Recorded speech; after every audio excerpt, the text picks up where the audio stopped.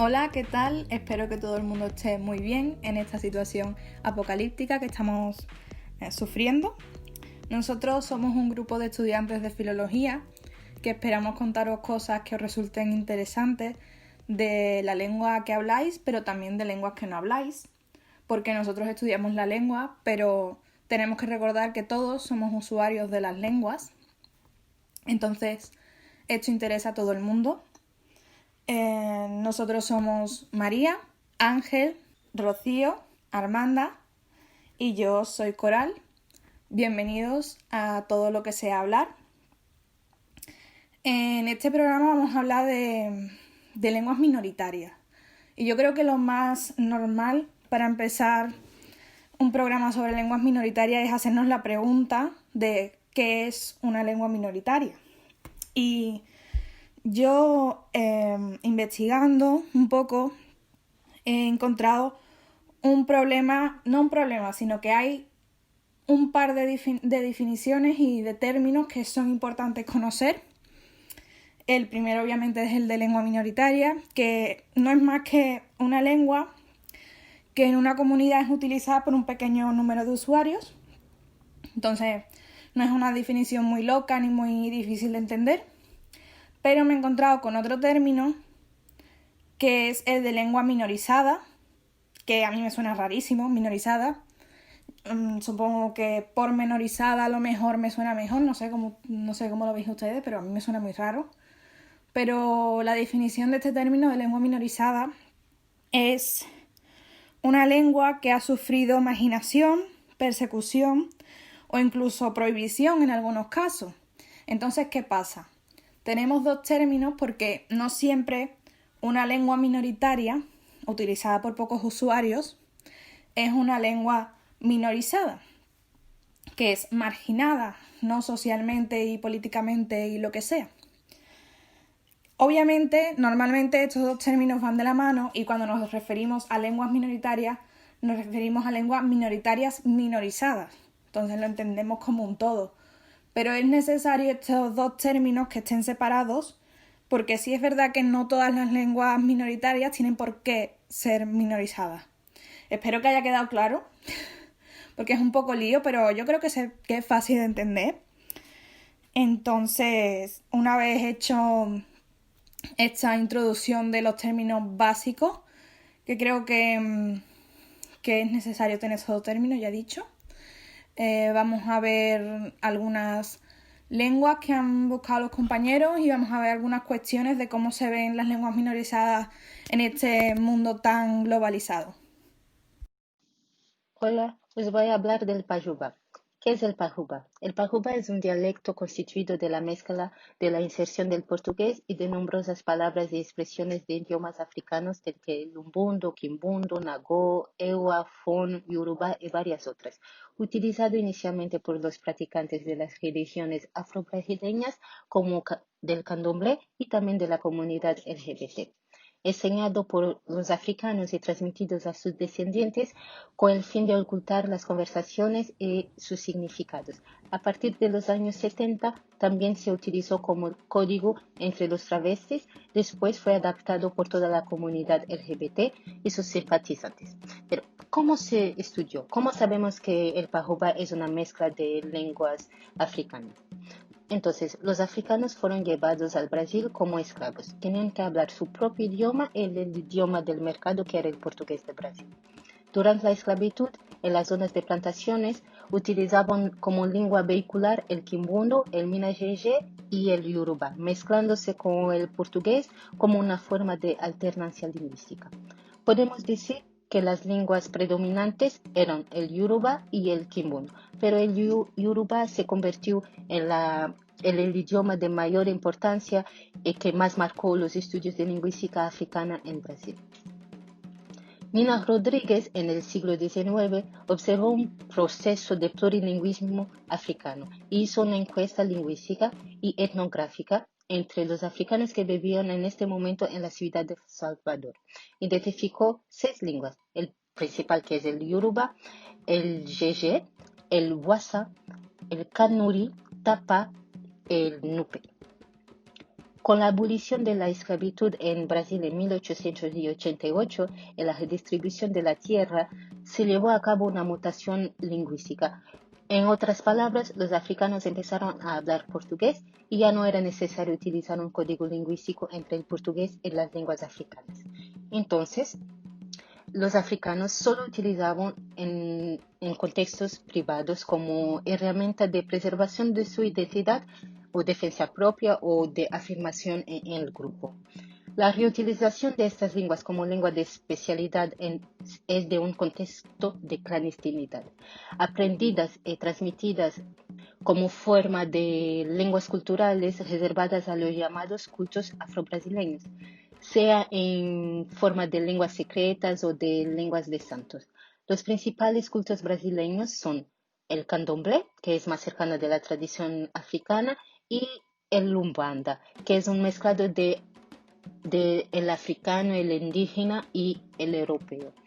En los cultos candomblé se emplean varios idiomas, pero el principal es el pajuba, pero encontramos también el yeye y el quimbundu.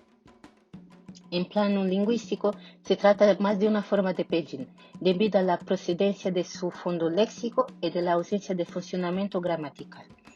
El acceso a ellas, de hecho, es difícil, debido a que están reservadas a ciertos casos para los iniciados principalmente.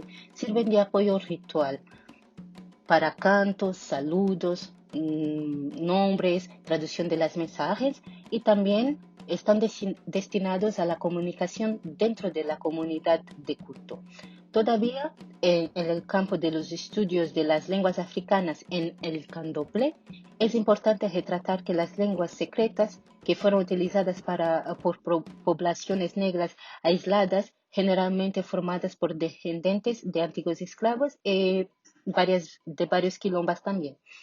Lo que tienen en común es el hecho de que es una especie de código secreto que sirve perfectamente como medio para ocultar las conversaciones, especialmente en presencia de extraños. Pero, ¿qué tiene a ver el candomblé y la comunidad LGBT con esto? Es la reafricanización, que se convirtió en un nuevo fenómeno en los años 70 dentro de los cultos afro-brasileños. Entonces, los gays querían participar en una religión que se sentían bien, que no dañaban su propia identidad. Por eso los gays recurrieron al candomblé, porque ahí encontraban un espacio que los aceptaba de verdad. Según los sociólogos, los homosexuales asisten a los cultos afro-brasileños desde los años 50, pero la cuestión religiosa no es la única explicación. Han observado una frecuente asociación entre la homosexualidad, el teatro, la danza, la ropa, que son muy belas y apreciadas por todos y principalmente por la comunidad homosexual y los travestis. Durante estos cultos, la estructura sintáctica es de portugués, pero en medio de ellas aparecen expresiones africanas ya con características fonológicas del portugués. Vamos a decir algunas palabras como el bo, que es sacrificio o ofrenda, eke, que significa mentiroso, una persona falsa, oco, que es hombre, taba de tabaco. Los homosexuales poco a poco empezaron a utilizar estas expresiones en de la lengua yoruba e incorporaron al universo del pajubá. Normalmente los significados respectivos permanecen, pero puede haber pequeños cambios fonéticos y semánticos. Por lo tanto, es a partir de la participación de la comunidad LGBT en los cultos afro-brasileños del candomblé y de la banda que las palabras de origen africanas pasaron a ser utilizadas como código lingüístico del lenguaje homosexual. Entonces, ya mencionamos los términos de origen africano. Podemos mencionar el proceso de metaforización, que es utilizar un montón de metáforas como babado, que quiere decir cualquier evento que puede ser bueno o malo. Podemos utilizar como tengo un babado a decirte, a contarte. Carão, que significa cara en portugués, significa en pajubá hacer una pose o comportarse de manera snob. Tía SIDA, que para hacer referencia al virus del SIDA. El uso de nombre de personas famosas, como fazer a glória, que quiere decir hacer la gloria. Gloria Pires es una actriz brasileña muy querida por los brasileños. Esta expresión quiere decir que tiene un comportamiento que no le importa, que no le interesa la conversación del otro, hacer la gloria. O entonces un Nefertiti, que es un hombre gay, pero mayor, que hace referencia a la reina del antiguo egipcio. Las palabras que marcaron también todo Brasil podemos mencionar como sambar na cara de das inimigas, que quiere decir sambar, que es la danza, en la cara de los enemigos, que es una expresión que significa dejar los enemigos muertos de envidia. Es muy popular, principalmente que está en casi todas las músicas de funk, pasa en la televisión, en la radio, muy popular. Tô passada, que significa estoy sorprendido. Este es como uno de los mayores signos gays, muy popular y muy utilizada. Tá boa. Tá boa significa ¿realmente lo quieres? Es importante de señalar que generalmente se usa como desdén o descrédito. Entonces tenemos que poner un tono en esta frase, como tá boa, santo, que dices no te creo mismo. La utilización de términos indígenas. Bueno, son muy pocos, pero encontramos algunos de origen tupí, como por ejemplo apecumá, que toda la gente piensa que es una palabra de origen africana, pero no, apecumá es de origen tupí y significa telaraña. El uso de términos superlativos, que también es de origen tupí, que es el mirin, añadir mirin, la palabra mirin que quiere decir pequeño, o azú. Azú es grande. Entonces podemos pegar cualquier palabra en portugués en añadir mirin o azul. Entonces también tenemos la transformación de los verbos, que por ejemplo abafar, que quiere decir dejar tranquilo, abalar, que es como haciéndolo mejor, o tombar, que es hablar mal de alguien. El fenómeno principal también es la feminización de todas las palabras masculinas. Todo va a ser dicho con A, presidenta, o diccionaria.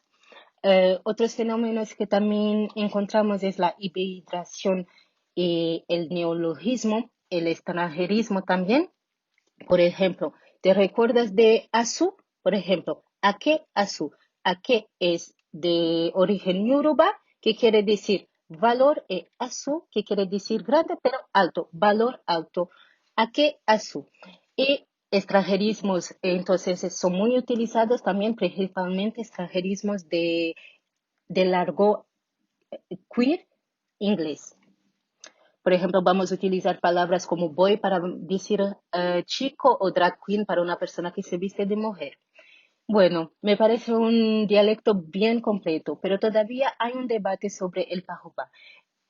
¿Pero qué es? ¿Es que es un conjunto de argot? ¿Podemos hacer un diccionario? Si hay tanta necesidad de hacer estudios sobre este fenómeno lingüístico. La polémica empezó en 2018, en el examen nacional de enseñanza secundaria en Brasil. La cuestión era de elegir la definición de un dialecto y les fue presentado el pajuba. Se presentó como una lengua, como el dialecto secreto de la comunidad LGBT, mencionando muy superficialmente sus orígenes africanos, la herencia lingüística de estos pueblos que dejaron a sus descendientes. El pajuba, para mí, utilizado por la comunidad LGBT o por los candomblés como lengua de santo, es una lengua de resistencia. Pero ¿cómo vamos a salvar las otras 170 lenguas minoritarias brasileñas si cada comunidad quiere reivindicar la suya? Yo voy a hablaros del caló, que es la lengua de los gitanos en España, pero antes de empezar tenemos que retroceder en el tiempo.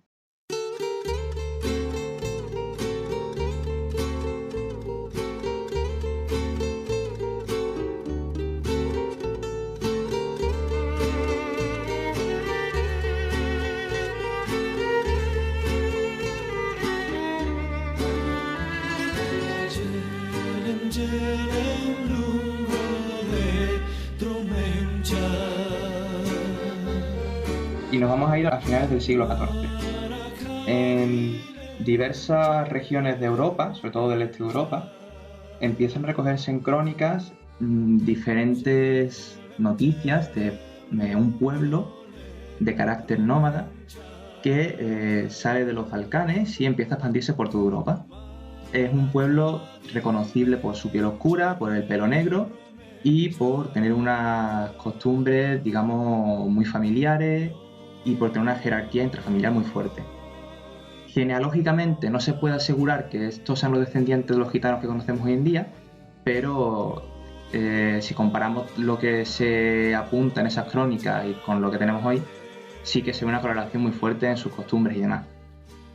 Lo que pasa con este pueblo es que no mucho tiempo después de que se asienta en Europa, empieza a relacionársele con pueblos descritos en la Biblia como inferiores o como esclavos. Y como además son pueblos independientes, muy resistentes y con culturas muy distintas a las que conocíamos habitualmente, pues rápidamente los distintos gobiernos, sobre todo los de los países del Mediterráneo, incluyendo la Iglesia, deciden salir a la caza de ellos y atacan especialmente a su idioma, porque lo consideran como el signo más importante y más característico de este pueblo, y lo que pretenden es erradicarlo completamente. Y esto es a partir de principios del siglo XVI. En España principalmente se promulgan varias leyes que prohíben el uso del romaní, que es la lengua de este pueblo. Los castigos iban desde simples azotes y podían llegar hasta el destierro o incluso mandarlos a galeras, que prácticamente suponía la muerte. Además se establece de forma unilateral, digamos, que la lengua que habla este pueblo es la lengua de los delincuentes. Es una jerga de delincuentes. Inmediatamente, en cuanto se le da este adjetivo a la lengua, la gente, la sociedad, asocia el adjetivo también con el pueblo.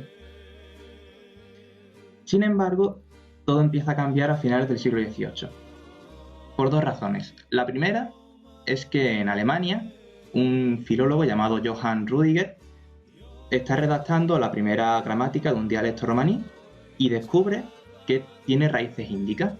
Y no solo eso, sino que está emparentado directamente con el sánscrito. Entonces, claro, un pueblo que aparentemente provenía del escalafón más bajo, de repente se encuentran con que habla una lengua muy antigua y de origen más o menos noble. Por lo tanto, la imagen social empieza a cambiar sutilmente. Y por otro lado, en los cuerpos policiales de toda Europa se dan cuenta de que la lengua de germanías y las jergas de delincuentes no son exactamente la lengua romaní, aunque sí se influyen mutuamente. Por lo tanto, empieza a quitársele ese estigma de delincuente al pueblo gitano. Este cambio es relativamente suave. No es una cosa muy drástica, pero sí es un punto de inflexión importante. ¿Por qué? Porque en el siglo XIX, a principios del siglo XIX, con el romanticismo, mucha gente empieza a viajar, sobre todo en España, y se dan cuenta de que la lengua romaní ha evolucionado y que en distintas regiones de Europa ha cambiado de diferentes formas. Por lo tanto, ya no se puede considerar como una sola o incluso como dialectos de una misma lengua, sino que ya son distintas lenguas. Eso es lo que conocemos hoy en día como el caló, que es la que se habla en España.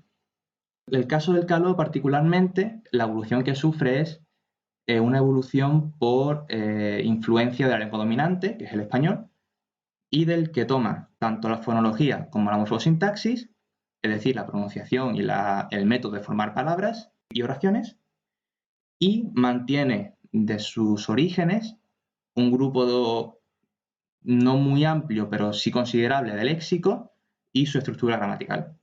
Lo cierto es que los gitanos han sido bastante maltratados en la historia de España en general, pero han supuesto un pilar fundamental para el desarrollo de la cultura, sobre todo en Andalucía.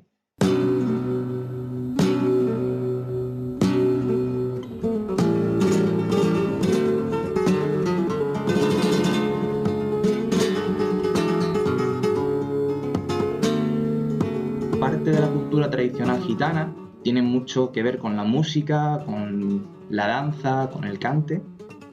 Y esos 3 pilares son las piezas fundamentales del flamenco, que se convierte en lo que conocemos hoy precisamente a finales del siglo XVIII, principios del XIX, cuando se cambia la visión que se tiene de los gitanos.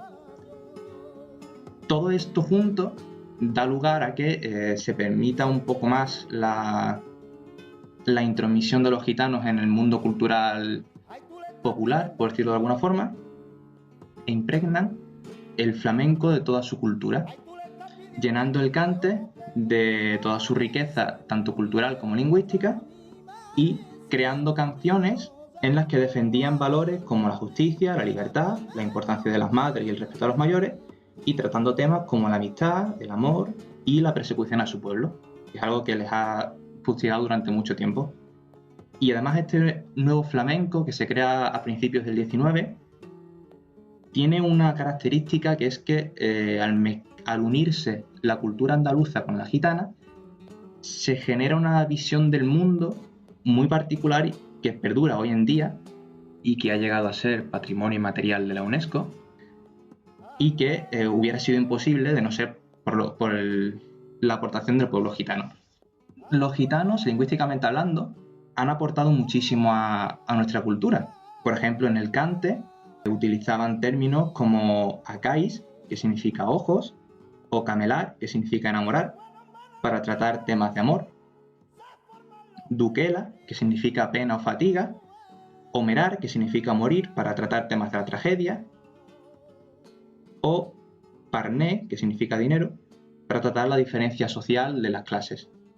Pero también han incorporado un montón de palabras que, aunque resultan pocas si las comparamos con el total de las que hay en el español, son de uso bastante cotidiano en algunas regiones, como por ejemplo jamar, que significa comer, dicar, que significa ver, sobar, que significa dormir, currar, que significa pegar o golpear, y una que me hizo reflexionar bastante, que es mangar.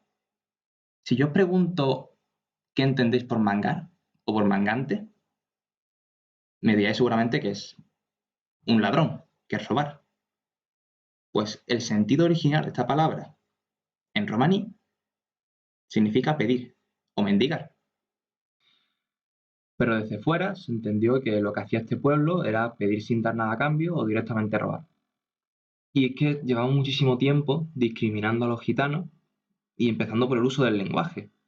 Todavía hoy en la RAE se recoge como sinónimo de gitano trapacero, que, y cito textualmente, que con astucias, falsedades y mentiras procura engañar a alguien en un asunto. Así que me gustaría terminar con un pasoble del Carnaval de Cádiz de 2018, de Antonio Pedro Serrano el Canijo, que creo que define de la mejor manera posible esta situación.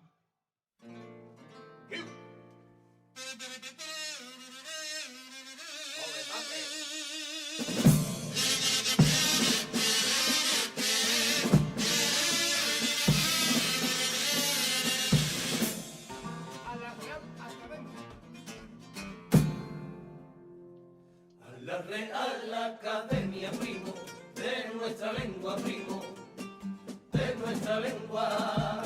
El patriarca ha venido, primo, va a buscar cuenta, va a buscar cuenta. Porque pone en su diccionario del vocabulario que soy grabacero. Yo no sé si se os pasó o es que recogéis la voz de quien me llama embustero. Si a su academia real y vivir le da igual, tiene la lengua muy larga, no le va a enseñar a un gitano el valor de su palabra.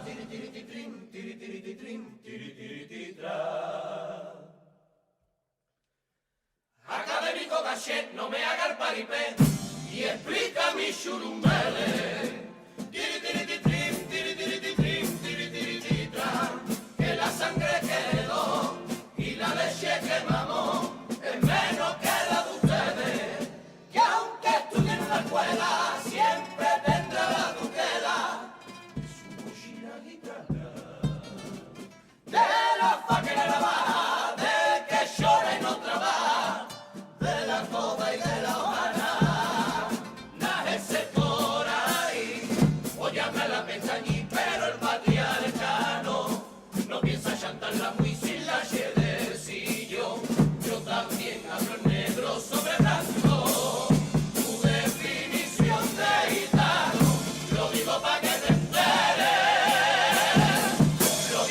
te enteres. Ay, mi, no me define a mí, no me define a mí, o define a ustedes. Hoy queríamos también hablaros de que un idioma no sirve solo para comunicarnos, sino que hay ocasiones en las que el idioma es también una forma de resistencia. Y para ejemplificar esto, vamos a ponernos un poquito en historia. Portugal se estableció en un territorio cercano al río Congo en 1483 y casi 100 años después, en 1575, establece una colonia en Luanda. De ahí fue tomando el control de toda la zona costera hasta formar lo que se convirtió luego en la colonia de Angola. No será hasta 400 años después, en 1975, cuando el pueblo de Angola consigue la independencia, después de una guerra de guerrillas que duró unos 14 años. Pero los angoleños siempre contaron con una de las armas más potentes contra los portugueses, no dejar de lado sus lenguas maternas. Ni que decir tiene que la mayoría de angoleños hablan portugués, sobre todo en las ciudades, pero muchos de ellos hablan también algunas de las más de 45 lenguas que podemos encontrar, dependiendo de la zona del país en la que nos encontremos. Por ejemplo, el umbundu es el idioma bantú más hablado y se habla en el centro y el sur del país. Lo hablan nativamente un 23% de la población, casi 6 millones de personas. O el kimbundu, que se habla en Luanda y en las provincias cercanas a la ciudad, y cuenta con más de 3 millones de hablantes. Un dato que nos ha resultado bastante curioso es que en la radio angoleña se transmite en 14 idiomas nacionales principales: Bangala, Fiote, Herero, Kikongo, Lunda, Kimbundu, Songo y otros tantos. Algunos de los ejemplos de resistencia de los que hablábamos antes vienen dados por expresiones culturales, como la poesía y la música. Y es que en los años 50 nació la música del movimiento anticolonial en Angola.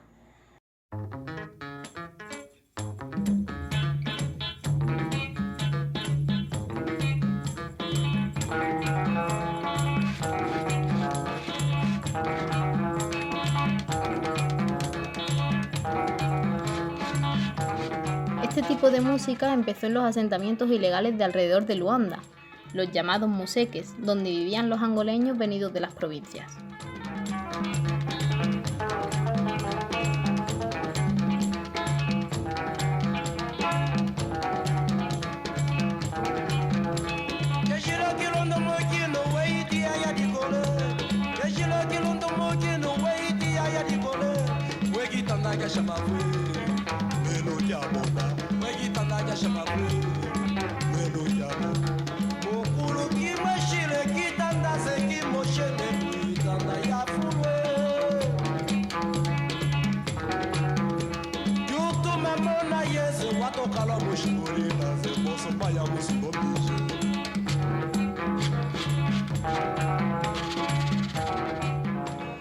Esta canción que acabamos de escuchar es del músico Elías Diaki Muezo, uno de los artistas más reconocidos del país y que compone sus canciones en kimbundu. A través de estas canciones, que eran promovidas por poetas, músicos, profesores y algunos activistas, se protestaba y desafiaba a los colonos, cantando en las lenguas propias, y según Elías, es la música que mejor consiguió transmitir el lamento y la voz oprimida del pueblo angoleño. Estas canciones invitaban a reflexionar sobre la condición del ser humano, la de ser angoleño y su esencia más profunda. Los temas de estas canciones suelen ser variados: el acoso sexual entre un patrón blanco y una criada negra, conflictos conyugales, infidelidades amorosas, pero también hablaban sobre la necesidad de vivir en paz y en libertad. En una entrevista realizada por Sara Ardite, Elías Diaki Muezo reconoce: «Yo fui una canción más en la lucha política. A fin de cuentas, yo nunca salí de Luanda y tampoco me uní al ejército. Yo fui un hombre de la lucha clandestina, fui un mensajero de la música, revolucionario y conocedor de la lengua kimbundu». Y otra de las citas que también nos ha gustado mucho de esta entrevista dice: «Yo usaba el kimbundu como arma de combate. De hecho, fueron mis compañeros quienes identificaron mi talento y pensaron que podía ser el mensajero en lengua nacional que necesitaba la lucha política. Se trataba de nuestra identidad y de nuestra visión del mundo. Estuve preso por ello. He cantado poco en portugués. Hasta hoy sigo cantando en mi lengua, precisamente por eso, porque es la mía».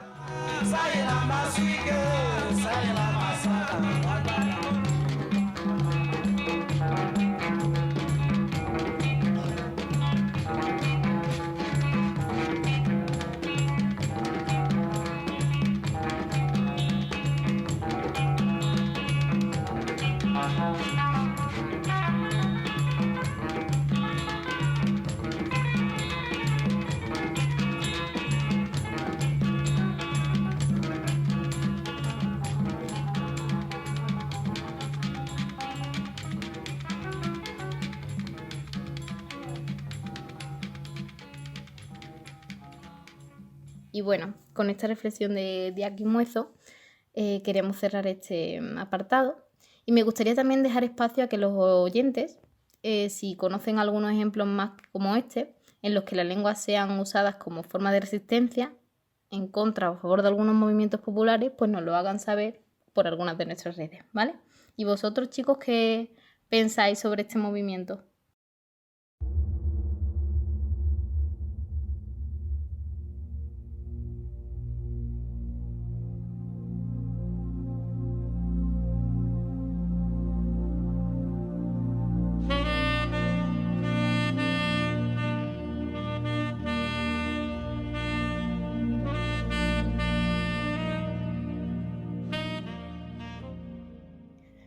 Para cerrar este programa casi de manera utópica, nos preguntamos si podríamos plantearnos la existencia de una única lengua vehicular como elemento de la cohesión social y la ventaja ante la comunicación entre los seres humanos. ¿Cómo afectaría esto a su funcionamiento y entendimiento de la realidad? Esta propuesta ha sido pretendida a lo largo de los años en multitud de ocasiones y a priori la planteamos como una ventaja que podría significar esto desde el punto psicológico, el desarrollo de la empatía, el sentimiento de la integración y de comunidad. Reparamos en que durante la historia ya está propuesta la idea de crear una lengua vehicular única. Encontramos alguna indagación de este proyecto incluso a partir de referencias a la Biblia, donde surge la pregunta de cómo hablaría Adán con Dios en el paraíso. Se aboga por una propuesta más mística que corpórea y lingüística con una transmisión corazón-corazón. En el medievo se pretendía una lengua común, una lengua vehicular que no fuese de palabras, sino de conceptos, cosas, de elementos contenidos en el mundo, y estos ideogramas que se proponían con la intención de ser universales y mayoritariamente conocidos por la humanidad, así como por ejemplo los jeroglíficos del Egipto antiguo. Esta querella termina con una crítica francesa en el siglo XVII, donde se ponía fin a este recurso casi de ensoñación de una lengua para el mundo de la gramática de las ideas, aunque a día de hoy podemos encontrar teorías como la de Mentalese, el cual trata sobre una lengua escrita en circunvoluciones mismas de nuestro cerebro, capaz de proporcionar la estructura profunda de cada expresión en cualquier lengua natural a través de algo así como elementos alfabéticos que se correspondiesen a una idea que permitiese encontrar las conexiones con otras ideas hasta ahora no consideradas. La pregunta es, ¿en el siglo XXI sería posible una propuesta así? Viendo ahora los pros y contras, os damos una serie de datos y os lanzamos la pregunta para que reflexionéis y nos lo contéis. En primer lugar, en cuanto a la variante de fracaso de esta propuesta, nos encontramos con el conflicto lingüístico, que a priori habría un desacuerdo, ya que las lenguas también son signos de la identidad, el nacionalismo y la realidad del hablante, y por lo tanto arrancar eso para implantar una única manera de comunicación sería inviable. En todo caso, y de donde partiremos para comentar las opciones donde triunfa este modelo, debería de partir de una convivencia entre la lengua vehicular propuesta y las lenguas maternas de cada hablante. También se necesitaría un aprendizaje cooperativo por parte de todos los usuarios, siendo esto una gran dificultad casi imposible en el siglo XXI por la diversidad en general. Por ejemplo, en Europa se hablan entre 60 y 70 lenguas, sin contar con las lenguas de las personas inmigrantes, ascendiendo entonces a 458 lenguas en convivencias en la actualidad. Una propuesta coherente podría ser el uso de una lengua vehicular tomada de las lenguas que actualmente son más habladas, como el inglés, el chino mandarín o incluso el español, concluyendo al final como contra, ya que supondría una inmersión lingüística obligada por parte del hablante no nativo, y surgiría de nuevo un conflicto sobre cuál sería la mejor, que a día de hoy está derivado hasta el punto de que, retomando las referencias bíblicas, hablar de la lengua nacional, por ejemplo flamenca o sueca, como la lengua natural heredera de Adán por su contenido o transmisión de la visión de la realidad. Un elemento realmente negativo influente en la creación de una nueva lengua vehicular sería la desvinculación con la lengua literaria, privando entonces así al hablante del apoyo de las referencias literarias, científicas, etc. También supondría una serie de cambios y desafíos a nivel político, social y económico, así como un fomento del desconocimiento de la lengua propia que iría desgastando la lengua materna poco a poco de manera terrible. Según algunos estudiosos, la aculturación, entendido como el fenómeno de adaptación de los grupos con culturas diferentes, abandonando o adquiriendo otros patrones culturales y lingüísticos, podría ser muy interesante, consiguiendo una experiencia pluricultural, aunque paralela a esta nacería entonces la distópica idea de alejar al hablante de sus propias jerarquías étnicas, ideológicas, nacionalistas, etc. Pasando ahora a ver los pros de esta propuesta, podemos empezar mencionando el hecho de que esto podría suponer un bienestar social universal, donde se podría potenciar la educación intercultural, ya que hemos tomado por nula la idea de una sola lengua per se, sino la convivencia de las lenguas vehiculares con las oficiales, reformándose así la relación entre las lenguas vehiculares con las vinculares, fomentando y dando como resultado una mayor convivencia y cohesión social. El bienestar subjetivo principal está cimentado también sobre 3 elementos básicos de respuesta emocional, siendo estos la satisfacción con la vida, el afecto positivo a través de las emociones y el bajo nivel de afecto negativo que habría que poner a prueba y observarlo a través de este modelo, para que si las respuestas son positivas se pudiera seguir adelante con la idea.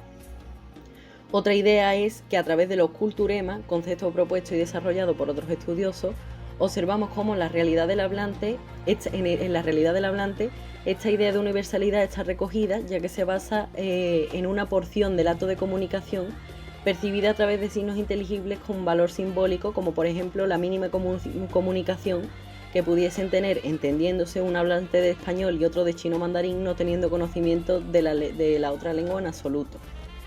Entonces, a partir de esta propuesta nos gustaría conocer vuestra opinión referente al tema y si os parece una idea abocada al fracaso o una idea abocada al éxito.